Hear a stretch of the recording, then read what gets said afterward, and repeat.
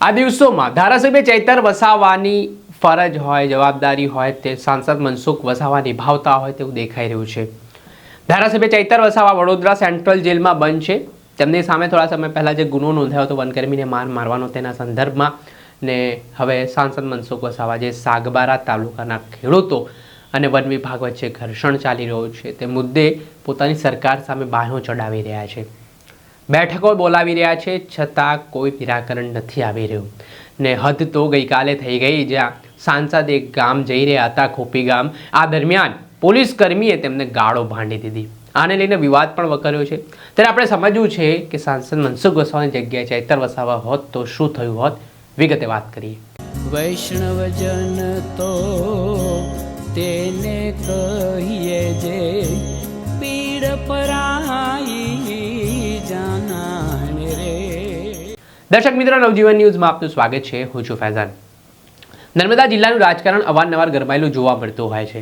સાંસદ મનસુખ વસાવા અને ધારાસભ્ય ચૈતર વસાવા વચ્ચે આક્ષેપ પ્રતિ આક્ષેપ જોવા મળતા હોય છે। જોકે ચૈતર વસાવા હાલ જેલમાં બંધ છે, પરંતુ ચૈતર વસાવાના મત વિસ્તારમાં અને સાંસદ મનસુખ વસાવાના મત વિસ્તારમાં સાકબાર અને જે હલકપાડી, ખોપી સહિતના ગામો આવેલા છે, ત્યાં વન વિભાગ અને ખેડૂતો આમને સામને જોવા મળી રહ્યા છે। તેની પાછળનું કારણ છે, વર્ષોથી ખેડૂતો ત્યાં જમીન ખેડતા હતા, પણ વન વિભાગે કીધું કે ભાઈ હવે આ જમીન તમને નહીં ખેડવાની, ને આને લઈને વિવાદ વકર્યો। આ ઘટનામાં ભાજપના મહિલા નેતા લીલાબેન વસાવાએ કહ્યું કે ખેડૂતો તો જમીન ખેડશે। રજૂઆત કરી સંગઠનમાં પણ કોઈ ફરક ના પડ્યો તો લીલાબેન વસાવાએ પણ રાજીનામું ધરી દીધું। ત્યારબાદ સાંસદ મનસુખ વસાવાને આ બાબતની જાણકારી આપવામાં આવી। સાંસદ મનસુખ વસાવા ત્યાં પહોંચ્યા, લોકો સાથે સંવાદ કર્યો। આ બાબતે તેમણે ગાંધીનગર સુધી મિટિંગોનો દોર ચલાવ્યો, છતાં પણ તેની કોઈ અસર ગ્રાઉન્ડ ઉપર જોવા ના મળતી હોય તેવી સ્થિતિ નિર્માણ થઈ। ઘર્ષણ છે તે યથાવત જ રહ્યું। ત્યારે વાત છે ગઈકાલની, કે જ્યાં સાંસદ મનસુખ વસાવા છે તે ખોપી ગામ તરફ જઈ રહ્યા હતા। આ દરમિયાન પોલીસ વિભાગના કેટલાક જવાનો છે તે બસો, ગાડીઓ સહિતની વસ્તુઓની આળસ મૂકીને રોડ બ્લોક કરીને ઊભા હતા, અને લઈને સાંસદની ગાડી પણ ત્યાંથી નીકળી રહી હતી। ત્યારે આમાં સાંસદની ગાડીને અટકાવવામાં આવ્યો અને આને લઈને શરૂ થયો વિવાદ। વિવાદમાં બોલાચાલી થઈ, મામલો ગરમાયો અને એક પોલીસ કર્મીએ સાંસદને ગાળો ભાંડી દીધી ને આ ઘટનાથી ઘેરા પ્રત્યાઘાત પડવાની શરૂઆત થઈ છે। હવે જો આ બદલે ધારાસભ્ય ચૈતર વસાવા ત્યાં હોત તો શું સ્થિતિ હોત? આપે જોયું છે કે ધારાસભ્ય ચૈતર વસાવાએ ઘણી બધી લડતો ચલાવી છે। તે અવારનવાર અધિકારીઓથી આદિવાસી સમાજ માટે ઝઘડી પણ પડ્યા છે। ભૂતકાળની વાત કરીએ તો ત્યાંના જે એક ડીવાયએસપી હતા શર્મા, તેમની સાથે પણ તેમની અવારનવાર ખૂબ બોલાચાલી થઈ, ખૂબ માથાકૂટો થઈ ને અંતે પરિણામ સુધી પણ તેઓને આ લડાઈઓ પહોંચી છે। ત્યારે સાંસદ સાથે આ પ્રકારનું જે વર્તન થયું છે તેને લઈને પણ અનેક પ્રકારની ચર્ચાઓ વેગવાન છે।